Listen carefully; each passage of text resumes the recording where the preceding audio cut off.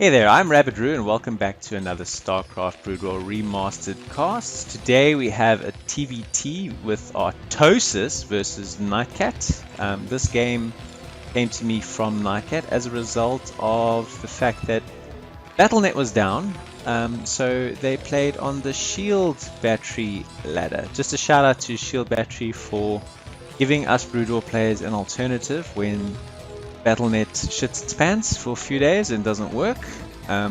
Thank you for that, because as a result, some players that would usually never play against each other, like Artosis and Nitekat, have had some games, and I have an opportunity to share that with you today. So that's really, really exciting. If you've been around the Broodwar scene for a while, you know exactly who Artosis is, so he doesn't require an introduction.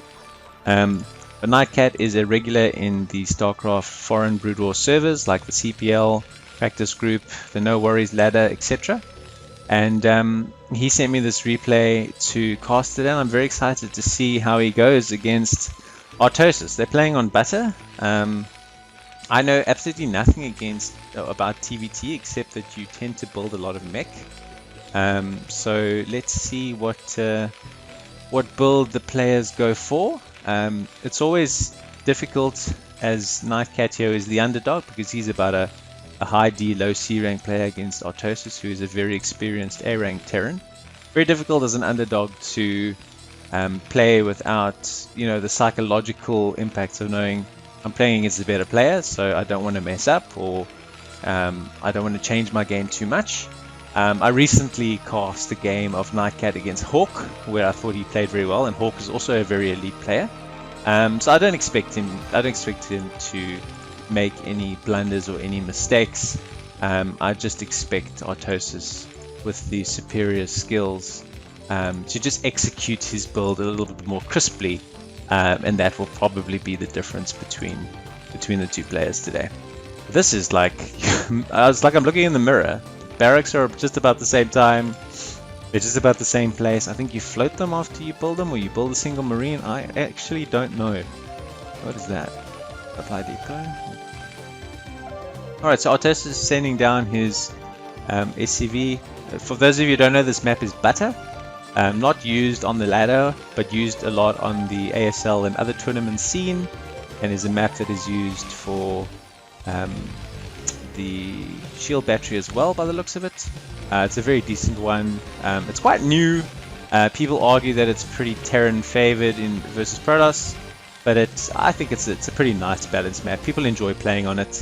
It does sometimes result in some cheese, but today, and also generally in TVT, you don't see that. You see a rush to factory, so mech can play against mech, and that's what we have here. I think the only difference between the two builds, no, they're literally mirror builds. There's one marine. Both are building their factories.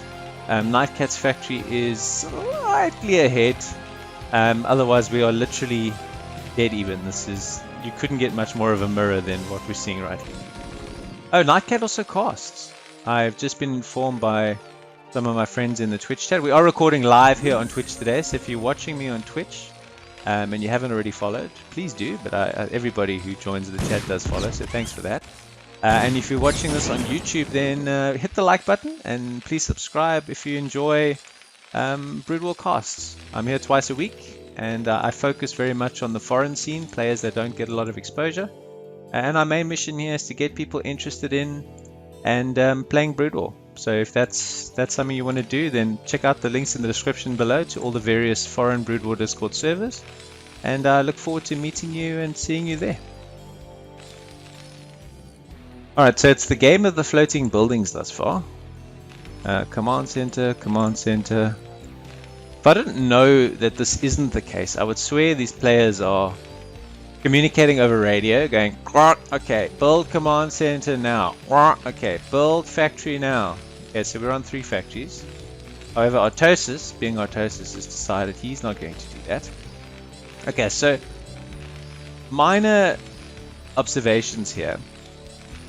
So Artosis, being a higher skilled, more experienced player, 4 workers ahead. There hasn't been a single fight. It's just literally mechanics.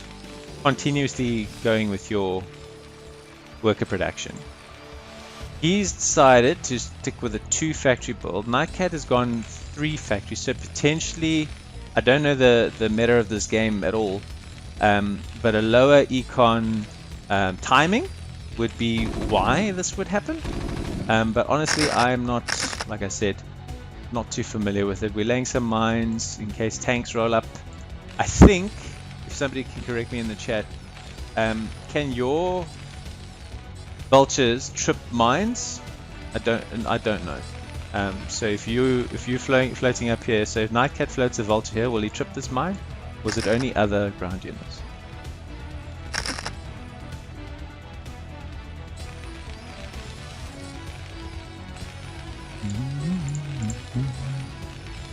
Okay, so we've stopped with production. We're sending in our vultures. We'll know now. Okay, they don't trip. Good to know. So because these units, I think, vultures hover, they don't trip mines. So if you didn't know that, then you learned something today. And you don't expect Goliaths and anti-air at this stage. It's vulture tanks, so each player can float their barracks up with relative safety, knowing that there's nothing that can really hurt it, except this one Marine who's like, I got it, I'll shoot it, let me do it. Supplies are dead even, but Nitekat is an army lead because he has 10 fewer workers. So if this game goes beyond a certain point, I'd say about 9 minutes or so, then Nitekat will lose. If he is going to make a move, he needs to do it now because he's got the army advantage. Here's the first fight, a little bit disconnected. Got to pull in your vultures, vultures versus vultures, but the tanks are so beefy. Oh, he's pulling back though. Pulling back though. This is going well for Nitekat. Okay, so he's still got 5 vultures here. All these tanks though. Where are Nitekat's tanks? Has he gone just vultures? Oh, there's his first tank. He's only got 1 machine shop, so he can only produce 1 tank anyway. So this is an army composition issue. Artosis has the tanks, which means he can win and trade more efficiently than Nitekat can without. Oop, I heard something. CG mode. Okay, so he's killing some of his own mines, I think because he wants to position a little bit further forward and take the fights over here. Nitekat's going around with his vultures. Oof. He's just pipping off mines with vision. It's very clever.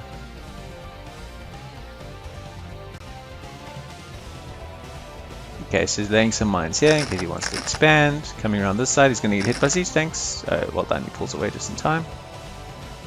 Okay, so what is Nitekat doing? He's not expanding at this stage. He does have an SCV in position though.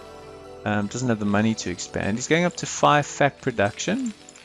36 workers. What is Artosis doing? Also 5 fact production, but on 48 workers. Is he going to position to take a 3rd? Nitekat has mines there to see. Nobody's... Okay, so Artosis has a mine here to observe this base. Got your vultures. So this is building up to a fight that will probably happen around here, which is why Artosis is clearing these minefields. I think you do it for 2 reasons. Number 1, so that your tanks can move down the map a little bit more freely. And number 2, you want to reduce the vision of your opponent, because that tends to trigger your opponent to attack, because they don't have that level of information that they ideally want in the game.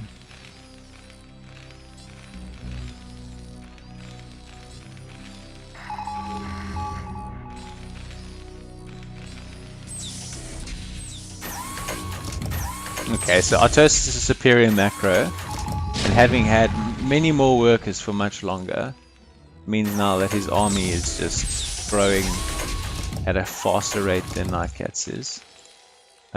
So I have concerns. Also, Nitekat's not building anything out of his 5 factories at the moment. He's missing a few rounds of macro, and that is just really the difference between A rank players and lower rank players. Is they don't miss their workers and they don't miss rounds of macro. It's very, very difficult to always be building out of your factories. But that is really the difference maker, is constantly staying on top of that production. Alright, so Artosis is moving out. He's got his vultures, he's got his tanks. Nitekat now is setting up to defend. And I just think that he's not going to have enough, although Artosis has pulled back, maybe to take the fight in a little bit more of a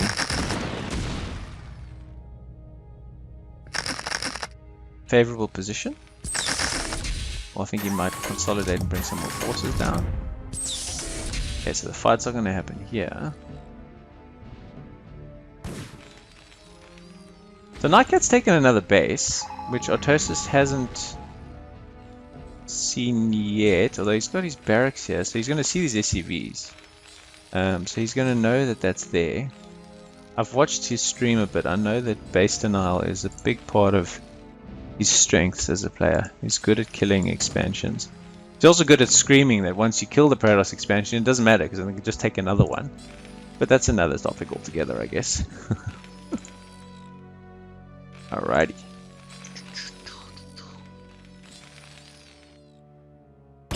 Oh my gosh! The single wraith! So identifying that he's got no anti-air. He does have an armory, so he could build a Goliath without too much hassle. But he's building Goliaths now as a response to it. This is annoying, straggling tank kind of just chilling here.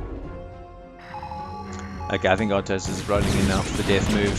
Here he comes down this hill. Got a lot of tanks. Nitekat has 3, 4. Artosis has got about 12. So these tank numbers are just going to be overwhelming. And this one Wraith is like, I'm doing helpful things. I will shoot this tank. 1, 2, 3, 4, 5. Okay, I'm not going to keep watching that. I'm going to see if Artosis comes and takes on this base. These vultures. That is my prediction. He likes to choke his opponents out. Doesn't just roll in and kill them. I think playing at his level as consistently as he does, you do need to, generally speaking, kill your opponents more methodically. You can't just move into the natural and wreck them as easily. So identifying that this is really the most critical thing for Nitekat, this third base with all the CVs, which is the one thing that Artosis doesn't have going for him. He doesn't have a third, although here it is now, so he obviously set this up during his attack. So shutting this down is the end of it for Nitekat. He's going to pool his forces. I think now he'll move on the natural. Pulling an eBay over here that he can float for vision. Got his units here, so now this is just parked here. So he moves again. It's a weird place to take a fight. I think he's going to get a decent trade here. He's got on top of these tanks. These are all going to go for nothing. That's nicely done. Bad news though. Artosis is sending a huge chunk of reinforcements while your army is out of position. Busy fighting over there. And he's going to wipe out the natural.